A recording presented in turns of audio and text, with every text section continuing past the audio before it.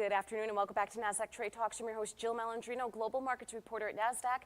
Joining me at MarketSite is Jordan Saxe. He's the head of healthcare listings at the Nasdaq stock market. Jordan, thanks very much for joining us today at MarketSite. It's been an exciting year for your team, but before we get into that, tell us about your role here. Absolutely. Thanks for having me. This is You're a welcome. great time to be talking about healthcare.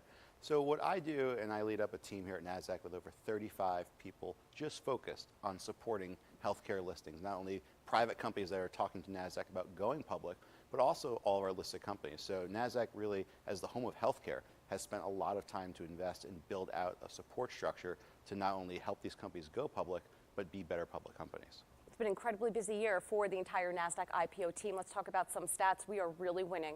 Yeah, I would say this is a very robust IPO market, one, but two, Nasdaq is capturing over 71% of all of the IPOs. And that's really an amazing story when you think about what's happening in the IPO market these days and how much in proceeds are being raised. It's a large amount of dollars for the Nasdaq to raise. All right, and we had an incredible first half this week alone, right? It's Thursday, July 26th, 6 IPOs in one day. That's pretty incredible. That's right, and about 11 on the calendar this week. It's the second busiest week. It's a record for the IPO market. We are going to raise over $3.2 billion alone in just this week, and 86% of that's going to be here on Nasdaq.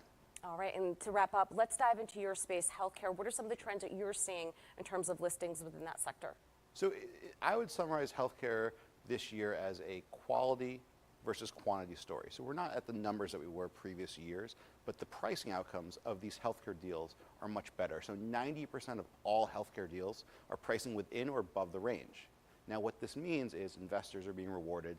It's also raising valuations in the private markets, and it's fueling the cycle. So as long as the IPOs are performing, especially in the aftermarket, you're going to continue to see the cycle keep going well into 2019. And we had the largest healthcare IPO list on Nasdaq this year. That's right, 2018, largest healthcare IPO, Rubius Therapeutics, ticker symbol RUBY, listed here on Nasdaq last week.